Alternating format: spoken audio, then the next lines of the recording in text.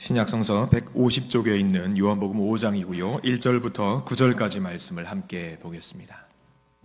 요한복음 5장이고요. 1절부터 9절까지 말씀을 우리 같이 한 목소리로 읽겠습니다. 1절입니다. 그 후에 유대인의 명절이 되어 예수께서 예루살렘에 올라가시니라. 예루살렘에 있는 양문 곁에 히브리 말로 베데스다라 하는 못이 있는데 거기 행각 5이 있고 그 안에 많은 병자, 맹인, 다리 저는 사람, 혈기 마른 사람들이 누워 물의 움직임을 기다리니 이는 천사가 가끔 못에 내려와 물을 움직이게 하는데 움직인 후에 먼저 들어가는 자는 어떤 병에 걸렸든지 낫게 되밀어라.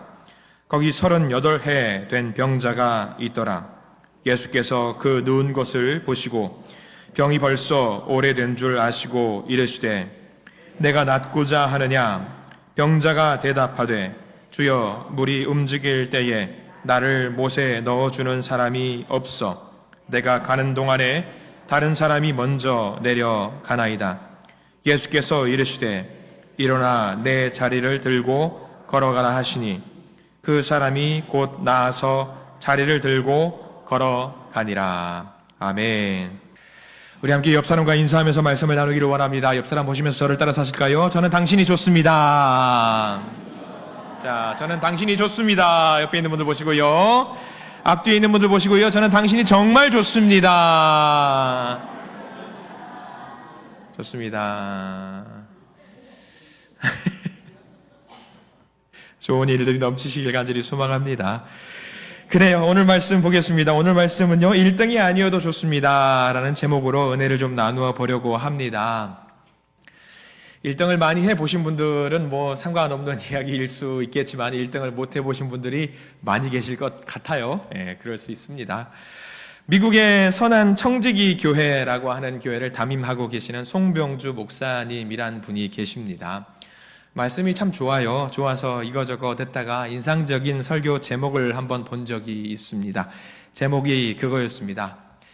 베데스다가 오징어 게임인가? 라는 제목이었어요. 베데스다 연못 하면은 여러분들 38년 동안 병자가 치료받지 못해서 고통 가운데 있었던 이야기 여러분들이 많이 아실 겁니다. 그 이야기를 오징어 게임이라는 드라마와 연관을 시키셨더라고요. 도전이 되었습니다. 은혜가 참 많이 되었고요. 오징어 게임 여러분들 모르는 분이 한 분도 안 계실 겁니다. 오징어 게임 저는 여러분들 보신 분들은 안 보신 분들이 오히려 많을 수도 있을 것 같다는 생각이 해요. 하도 많이 들어봐서 그런 게 있나 보다 생각하면은 오징어 게임 하면은 저도 못 봤습니다. 처음부터까지 다 못 봤고요. 요약된 거를 좀 봤는데 오징어 게임 하면 대본에 오징어만 생각이 나가지고 먹는 것만 저는 생각이 납니다. 자, 오징어 게임은 뭐냐면은요, 정리를 좀 해보자면, 요약해보자면 그겁니다. 2021년도부터 지금까지도 계속 방영이 되고 있지요. 공중파 TV가 아니에요. KBS나 뭐 SBS 뭐 그런 곳에서 방송하는 것이 아니라 인터넷 방송이라고 하는 넷플릭스라고 하는 그 프로그램, 그 채널에서 방영을 하고 있는 채널이고요. 전 세계적으로 인기가 있었던 한국 드라마입니다. 내용은 그겁니다. 인생에서 모두 실패한 사람들을 한 곳에 다 모아둡니다. 그리고 한 곳에서 모여서 게임을 하게 됩니다. 게임은 어떤 게임을 하게 되냐면 전통적인 한국의 게임을 하게 됩니다. 무궁화 꽃이 피었습니다. 달고나 아시죠? 달고나도 있고요. 줄다리기도 있고요. 구슬치기, 딱지치기, 징검다리. 여러분들이 소싯적에 한 번쯤은 해봤을 것 같은 그런 게임들이 그때 그 프로그램 안에서는 게임을 하게 됩니다. 시즌 1에서는 그 정도 했고요. 시즌 2 번째에서는 공기놀이. 여러분 공기놀이 잘하십니까? 이것도 지역마다 좀 특색이 있더라고요. 공기놀이 몇 개 가지고 하는지 혹시 여러분들 아시는 분? 혹시 이런 공기놀이 혹시 해보신 분 계세요? 쫙 한 300개 펼쳐놓고 그냥 닥치는 대로 가져가는 거. 그래서 가장 마지막에 얼마나 많이 모았느냐가 이기는 게 공기놀이가 어느 지역에서 하는지 아시는 분? 그렇습니다. 전라도에서 그렇게 해요.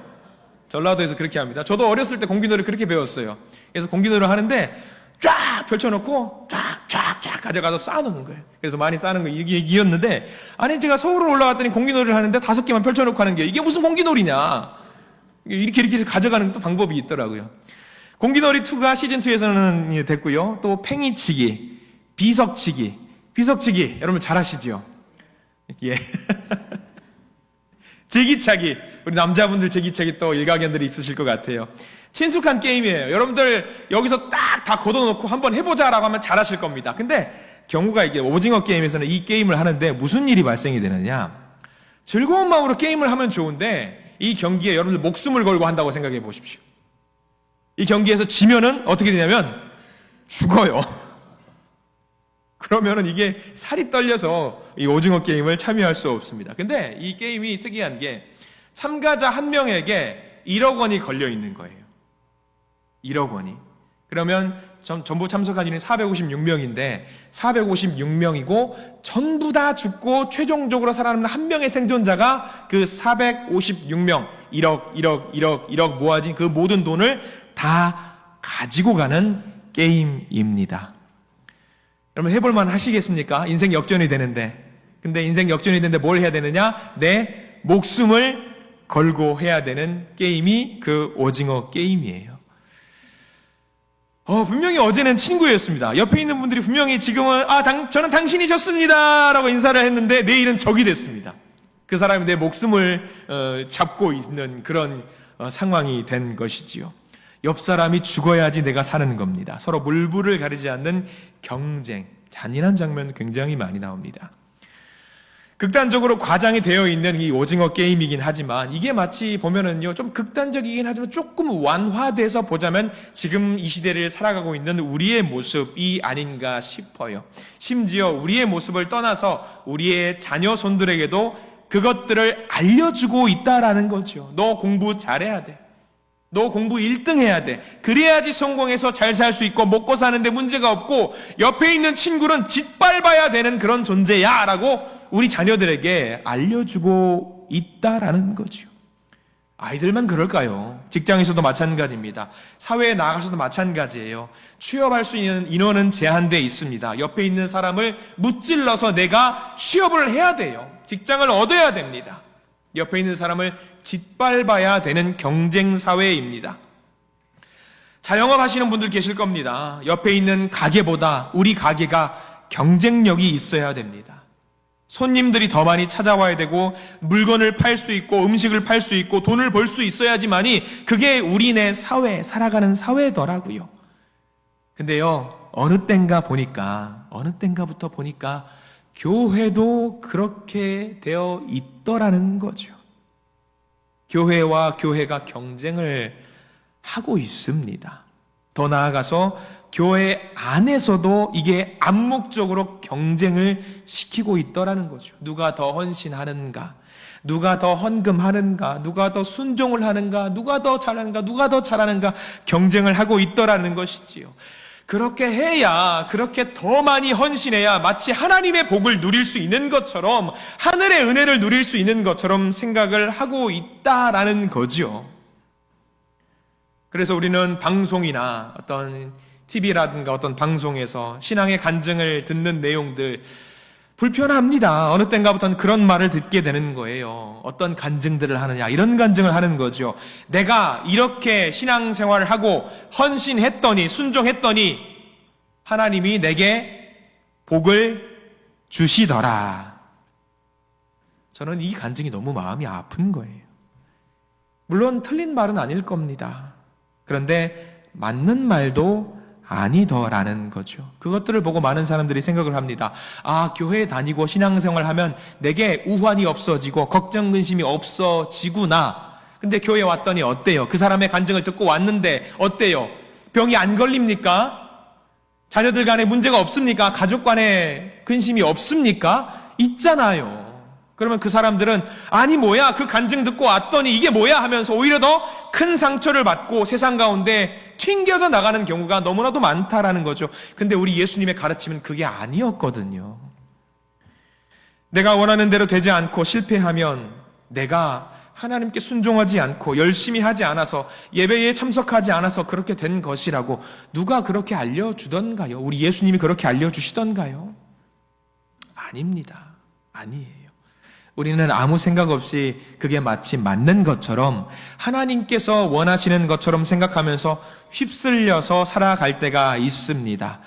맞는 건지 틀린지 모르겠어요. 근데 목사님이 그렇게 말씀을 전하세요. 아, 목사님 말씀이 맞구나. 내가 순종해야 되는구나. 봉사해야 되는구나. 안 하면 벌을 받는구나. 아닙니다, 여러분들. 우리 예수님 그렇게 알려주지 않으셨어요. 오늘 말씀이 바로 그 이야기예요. 요한복음 5장에는요, 여러분들이 너무나도 잘 알고 있는 베데스다 연못의 이야기를 알려주고 있습니다. 베데스다.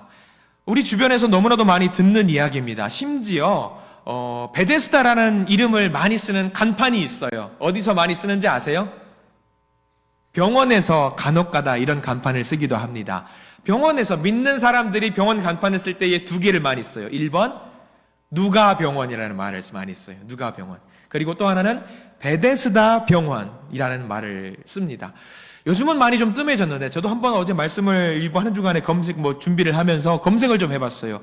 야, 이 근처에 우리 경상도 땅에 혹시 베데스다 병원이 있나 한번 검색을 해봤어요. 어디 있게요? 울산에 있을까요? 없을까요? 저는 못 봤어요. 있어요? 시내에 있습니까? 저는 못 봤어요. 아무튼 검색하니까 안 나왔는데 검색하니까 나오니까 양산에 하나 있더라고요. 되게 큰 병원으로, 요양병원으로 하나 있더라고요. 그 병원 가라는 이야기가 아니라 홍보 아닙니다. 저는 모르는 병원이에요. 그런 병원이 있다라는 거 알려드리는 거예요. 베데스다 어떤 곳인지 우리가 한번 생각을 다시 한번 해봤으면 좋겠는데 오늘 말씀을 한번 찬찬히 한번 보기를 원합니다. 우리 요한복음 5장 2절부터 4절까지 말씀 천천히 한번 읽어보고 오늘 어떤 사연으로 우리가 들어가야 되는지 한번 볼게요. 요한복음 5장 2절, 3절, 4절 함께 읽습니다. 시작. 예루살렘에 있는 양문 곁에 히브리 말로 베데스다라 하는 못이 있는데 거기 행각 5이 있고 그 안에 많은 병자, 맹인, 다리 저는 사람, 혈기 마른 사람들이 누워 물의 움직임을 기다리니 이는 천사가 가끔 못에 내려와 물을 움직이게 하는데 움직인 후에 먼저 들어가는 자는 어떤 병에 걸렸든지 낫게 됨이러라. 자, 너무나도 유명한 말씀이죠. 여기에는 전설처럼 내려오는 이야기가 하나 있습니다. 연못이 잔잔한가 봐요. 전혀 동하지 않고 그냥 책받침처럼 반듯한가 봐요. 근데 물이 한 번씩 동할 때가 있다라는 거예요. 움직일 때가 있다라고 하는 거지요. 사람들은 생각합니다. 왜 물이 동할까? 천사들이 물에 내려와서 살포시 밟고 가거나 찍고 가거나 톡하고 가거나 하나 봐요. 그래서 그 물이 움직일 때에 누구든지 제일 먼저 그 못에 들어가면은 모든 병이 낫게 된다라고 하는 전설 따라 삼천리 같은 이야기가 내려오고 있는 거예요. 그래서 그 말을 믿고 많은 사람들이, 병자들이, 맹인들이, 다리 저는 사람들이, 혈기 마른 사람들이 자기가 할 수 있는 모든 것을 동원해서 그 병을 고치기 위해서 그 연못 주변에 있는 거죠. 오늘 성경 말씀은 중요한 거 하나가 3절과 4절 말씀에 보면은 우리들이 보통 성경 말씀에 보지 못하는 특이한 표현이 하나 나옵니다. 뭐가 나옵니까? 3절 제일 끝자락 보면은요, 물의 움직임을 기다리니 앞에 뭐가 표시가 되어 있습니까? 꺽쇠 표시라고 보통 이야기를 하고요. 괄호 표시의 종류죠. 꺽쇠 표시가 3절 제일 앞에 나와 있어요. 물의 움직임을 기다리니 바로 앞에 꺽쇠가 나와 있고요. 4절 제일 끝에 보면은 낫게 되밀어라 그 우측에 꺽쇠 표시가 되어 있습니다. 이상합니다. 성경 말씀에 이런 표현이 등장을 하는구나. 이게 뭘까? 왜 꺽쇠 표시가 되어 있을까? 괄호 표시가 되어 있을까? 이 말은요, 여러분들이 알고 계셔야 될 살짝 어떤 정보인데 성경에는 여러 가지 사본들이 있어요. 여러 가지 사본을 취합을 해가지고 이 내용을 정리를 해서 이렇게 말씀에 힘이 있는 권위 있는 말씀으로 우리가 인정하자라는 건데 저기 꺽쇠 표시가 되어 있다라는 말은 무슨 말이냐면요.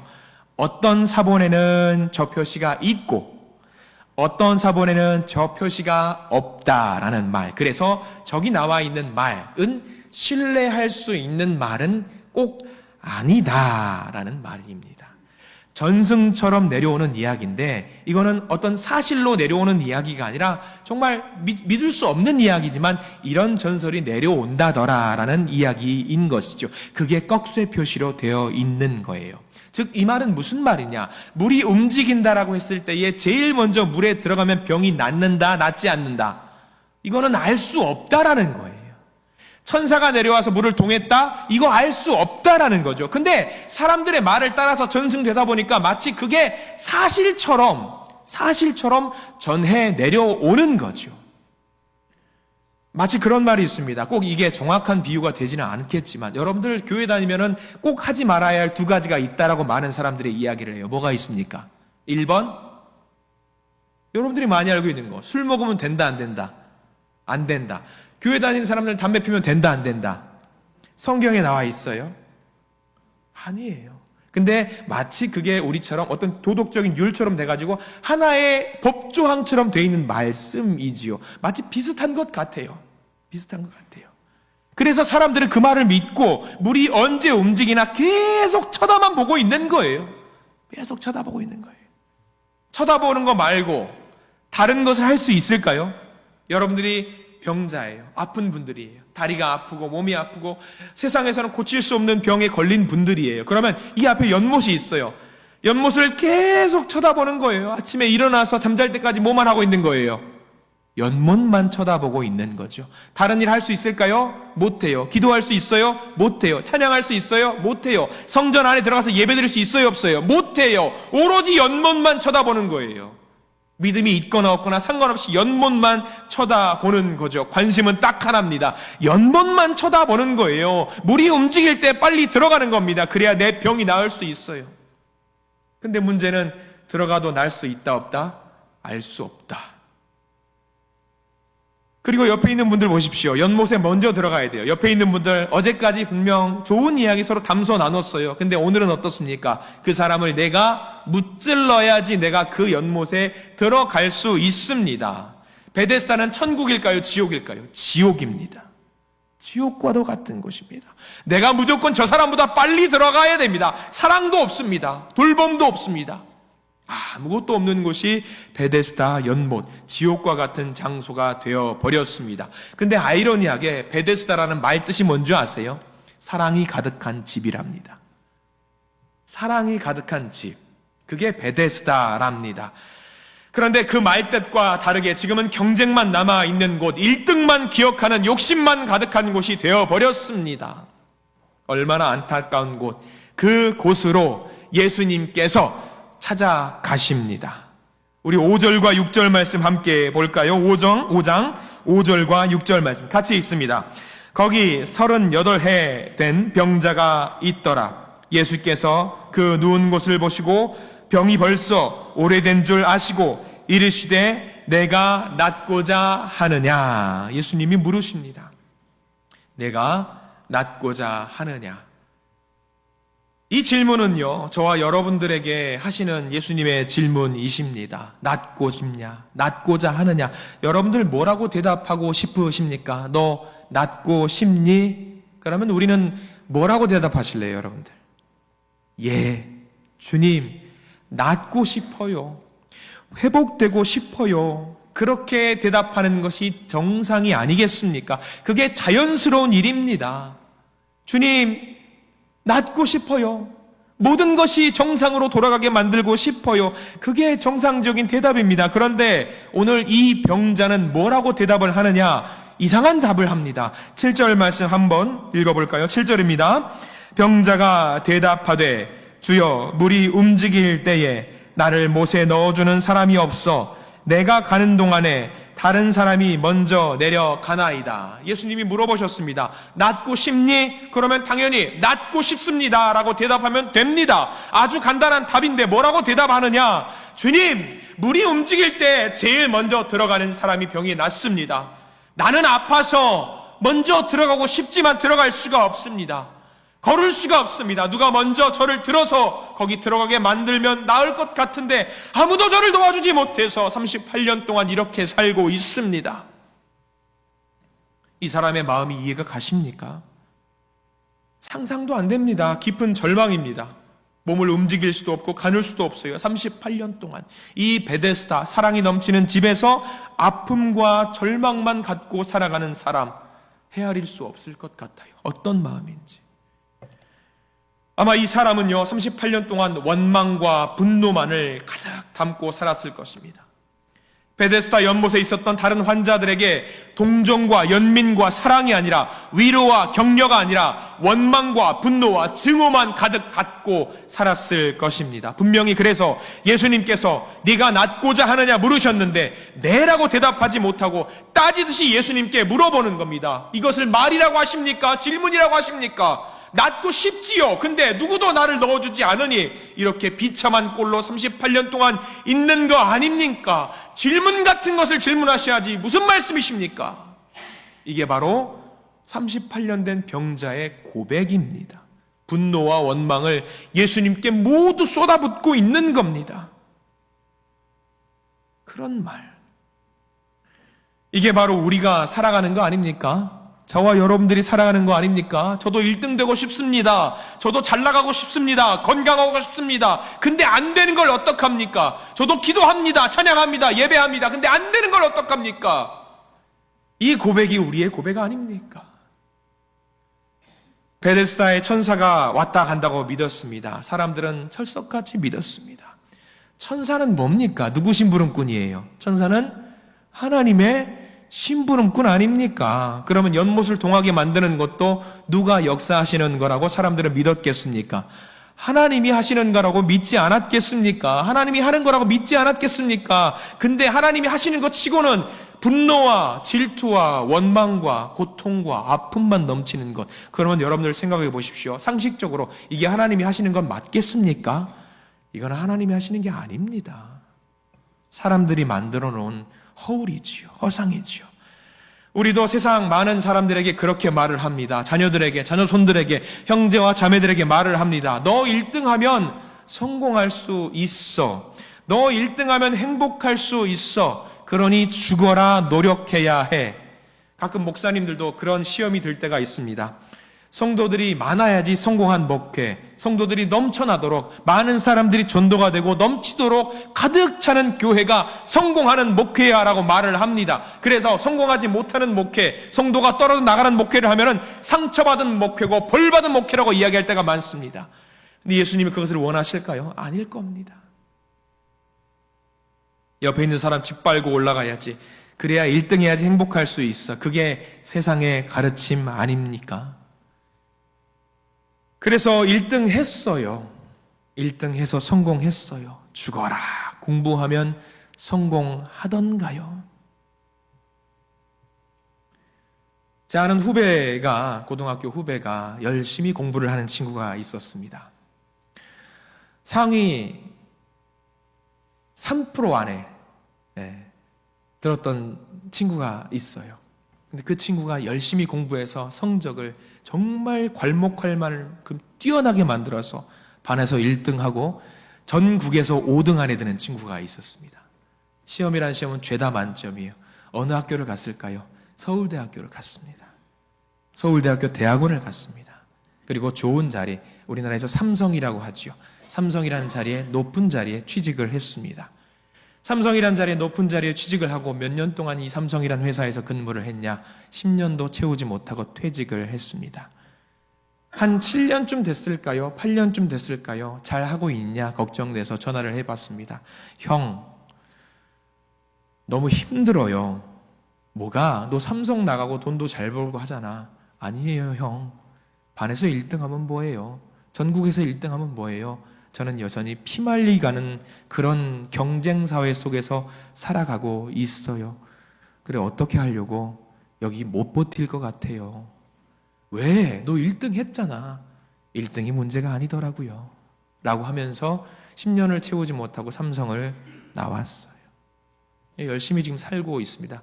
그 친구는 열심히 여전히 그 경쟁사회 속에서 살고 끝도 없는 경쟁을 계속 하고 있더라고요.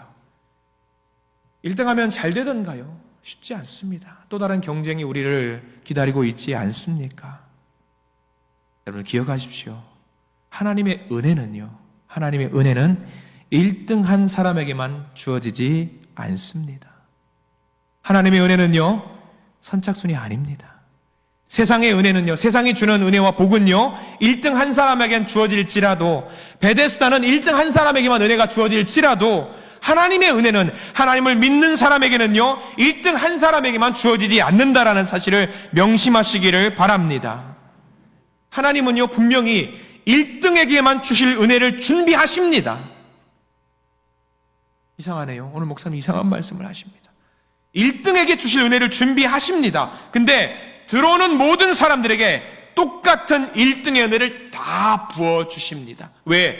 주님에게는 모든 사람이 1등이거든요.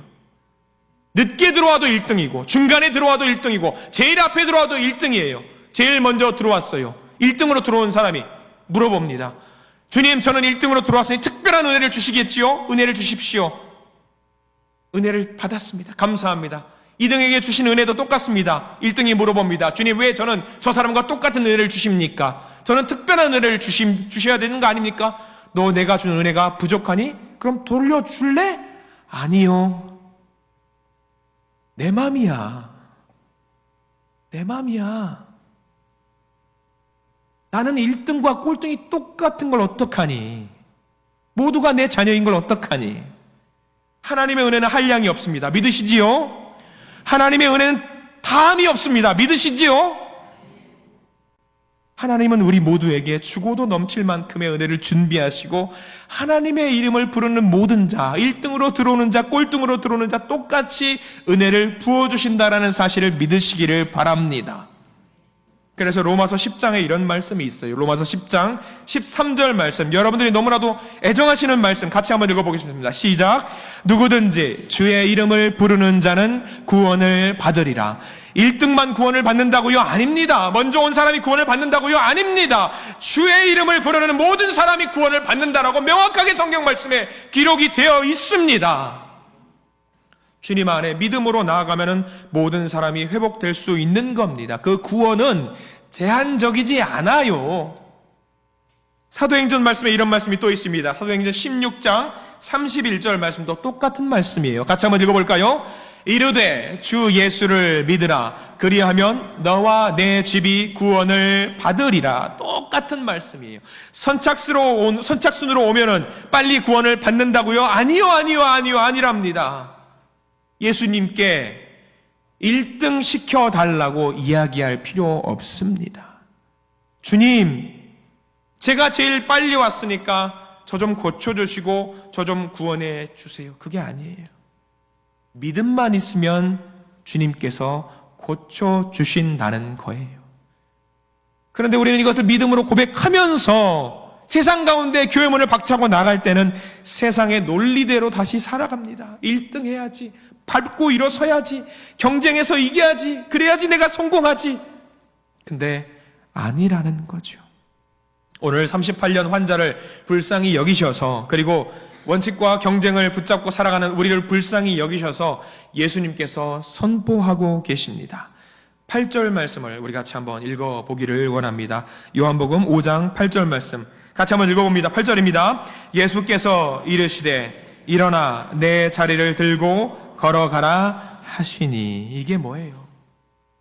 너 베데스다에 있으면 안 된다. 1등만 행복할 수 있다고 하는, 1등이 모든 것을 얻을 수 있다라고 하는 그 잘못된 법칙이 있는 곳에 있으면 안 된다. 너의 절박함을 무기로 해서 너를 그곳에 붙잡아두는 그곳은 너를 죽이는 곳이야. 거기 있으면 안 된다. 일어나서 내 자리를 들고 걸어가라. 예수님께서 선언하고 계십니다. 여러분들, 그곳에 있으면 죽는 겁니다. 하나님은 우리 인생을요, 이 세상의 법칙, 베데스다의 법칙과는 전혀 다른 방법으로 우리를 인도하십니다. 하나님은요, 나뿐만 아니라 너도 행복한 세상, 나뿐만 아니라 그 사람도 풍성한 은혜를 누릴 수 있는 세상을 약속하셨습니다. 우리가 잘못된 원칙, 그 원칙이 최고의 원칙이라고 믿는 그 규칙에 있는 곳에 있으면은요, 모두 죽습니다. 서로 눈치 보면서, 경쟁하면서, 베데스다 연못으로 한번 가보십시오. 황폐한 연못이 되어버렸습니다. 미움의 땅, 절망의 땅, 아픔의 땅, 분노의 땅. 그래서 예수님이 말씀하십니다. 거기 머물지 말고 거기 머물지 말고 박차고 일어나서 걸어가라. 세상의 이야기는 경쟁이잖아요. 적자생존, 약육강식, 이긴 사람에게만 행복하고 승리할 수 있는 사람에게만 복이 있는 그 규칙. 그런데 일어나 내 자리를 들고 걸어가라. 사랑하는 우리 한신가족 여러분, 우리는 이 땅에 살아갑니다. 하나님 나라와 법칙과 질서, 그리고 하나님 나라의 말씀 붙잡고 살지만 세상 가운데 살아가요. 그런데 명심하셔야 될 것이 네가 죽어야지 내가 사는 거 아닙니다. 네가 살아야지 나도 살 수 있습니다. 우리가 알고 있는 전래동화쯤 될까요? 연못가에 이야기가 있습니다. 물고기 2마리가 살고 있었어요. 물고기 2마리가 사이가 안 좋습니다. 그래서 한 마리의 물고기가 독약으로 다른 물고기를 죽였습니다. 살아남은 물고기가 좋아합니다. 이제 연못에 있는 모든 것은 내 것이다. 독차지할 수 있게 되었다. 아, 좋아. 행복했습니다. 근데 어떻게 됩니까? 그 죽은 물고기의 사체가 부패하게 되고요. 그 연못은 사체한 것들이 넘쳐나는 썩은 물이 되어버리고 결국 그 물고기, 살아남은 물고기도 죽게 되었습니다. 네가 죽어야지 내가 사는 거 아닙니다.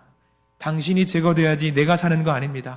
옆사람을 짓밟아야지 내가 성공할 수 있고 행복할 수 있는 거 아닙니다. 그래서 우리는 하나님의 한량없는 은혜, 다함없는 은혜를 하나님을 알지 못하는 사람들에게, 옆사람에게 나눠야 되는 겁니다. 함께 복을 누리고 함께 생명을 누리고 가득한 이 복이 넘치는, 하나님의 복이 넘치는 세상을 만들어야 됩니다.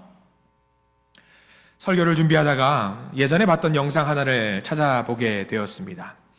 여러분들 혹시 철인3종 경기라고 아시는지 모르겠습니다. 화면을 잠깐 띄워주셨으면 좋겠는데, 철인3종 경기, 수영을 통해서 1.5km를 가야 합니다. 혹시 여러분들 바다 수영을 1.5km 하실 수 있는 분들 계시는지 모르겠습니다. 쉽지 않습니다. 철인이 할 수 있는 거죠.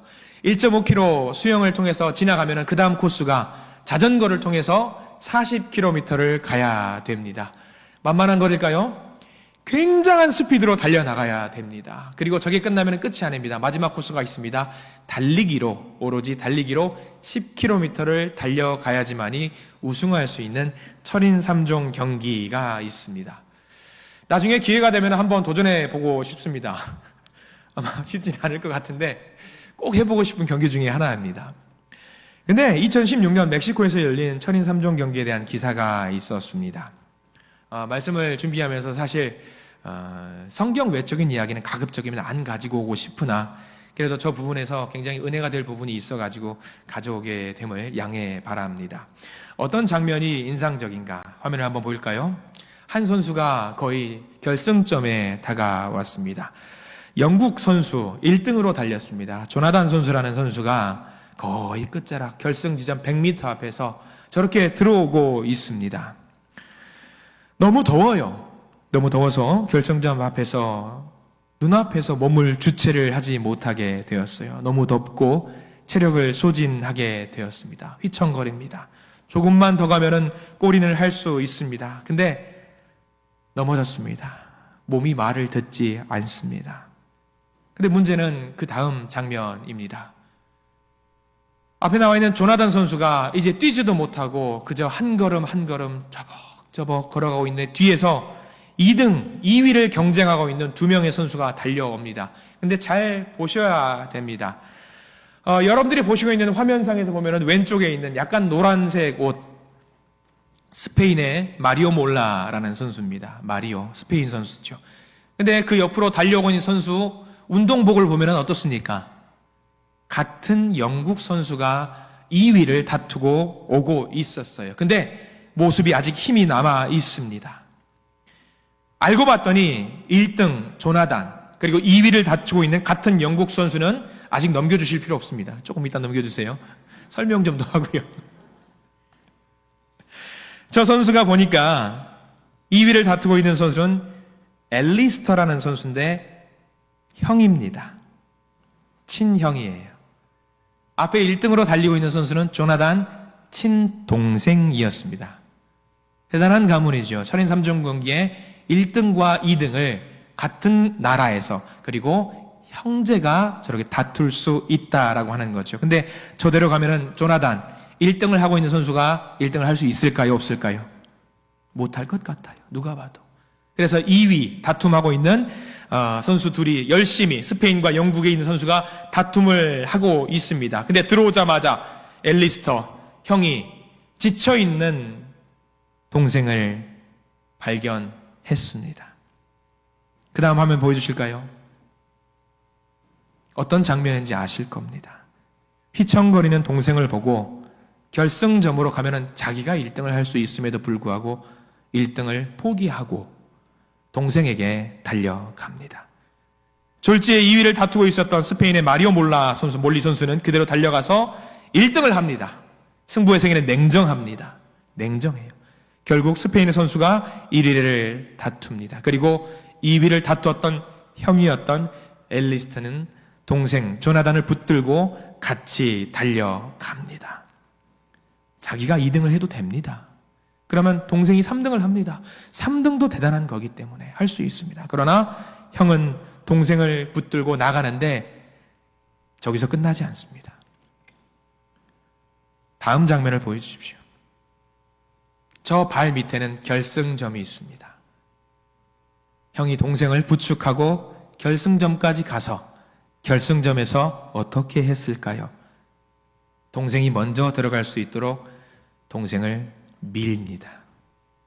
그리고 자기는 3등이 됩니다. 저 경기에서 많은 사람들은 놀라움을 느끼게 되죠. 그리고 저 경기에서 1등이었던 스페인 몰리 선수 1등 했지만 스페인 선수를 기억을 할까요? 2016년 멕시코에서 열렸던 저 경기에서 기억을 하는 두 선수는 엘리스터와 조나단 두 사람을 더 기억을 합니다. 형에게 경기를 끝나고 인터뷰를 했습니다. 동생이기 때문에 도운 거 아닙니까? 엘리스터는 그렇게 말합니다. 동생이기 때문에 그랬을 수도 있겠지만 저는 다른 선수가 그와 같은 상황에 처했더라도 똑같이 했을 겁니다. 왜냐하면 저도 예전에 결승선을 앞두고 몸이 말을 듣지 않는 경험이 있었거든요. 그때에 의료 지원을 받지 못했으면 죽었을 수도 있었을 겁니다. 그 위험한 상황에서 누가 넘어지던 저는 결승선까지 함께 달리도록 도왔을 겁니다. 동생이라서가 아니라 누구라도 저는 그렇게 했을 겁니다. 이 이야기가 참 마음에 큰 도전을 줍니다. 1등보다 더 중요한 가치가 분명히 있습니다. 한 사람의 인생과 한 사람의 생명, 그게 더 귀한, 함께 가자. 나는 괜찮으니까 너가 먼저 가라. 함께 살아가는 세상, 그 가치가 있습니다. 예수님의 마음이 바로 그렇지 않았을까 생각이 듭니다. 예수님은요, 우리 보고 한 번도 1등 하라고 하신 적이 없습니다. 예수님께서 너 교회에서 헌금 제일 많이 해야 돼. 너 교회에서 봉사 1등 해야 돼. 너 1등으로 순종해야 돼. 예수님이 그렇게 바라시던가요? 아니요. 아니요. 누군가를 짓밟고 경쟁해서 너의 탁월함을 증명해라. 그렇게 하지 않으셨습니다. 그냥 네가 나를 믿기를 원하고 네가 나를 사랑하기를 원하고 하나님을 사랑하는 것처럼 옆에 있는 믿음의 형제와 자매를 그냥 사랑해라를 원하시는 것이 우리 예수님의 가르치심입니다. 한 번도 옆에 있는 그 사람보다 뛰어나야 돼라는 것을 가르쳐주지 않으셨습니다. 세상이 가르쳐준 거죠. 세상이. 그래서 오늘 38년 된 병자에게 말을 합니다. 자리를 들고 일어나라. 걸어가라.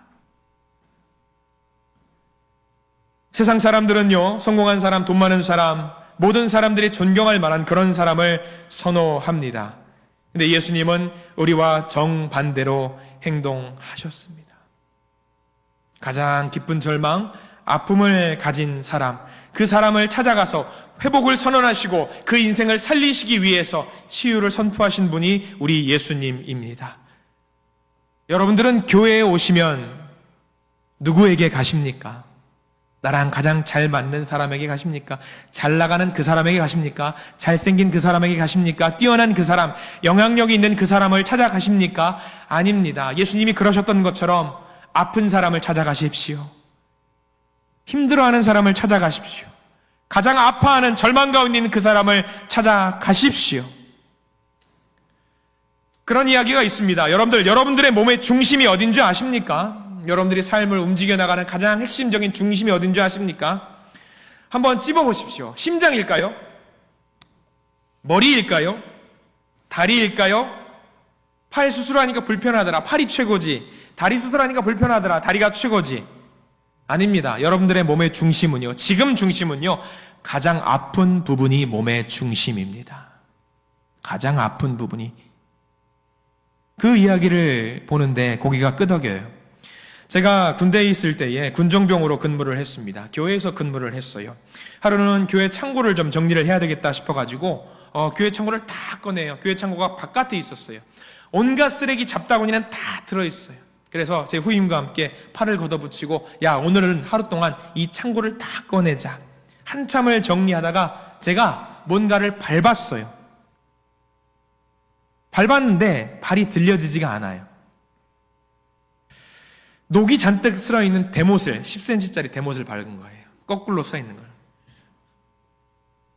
그 대못이 녹슨 못이었고, 그 못이 어떻게 되어 있냐면 발을 뚫고 끝에 날카로운 부분이 제가 보이는 거예요.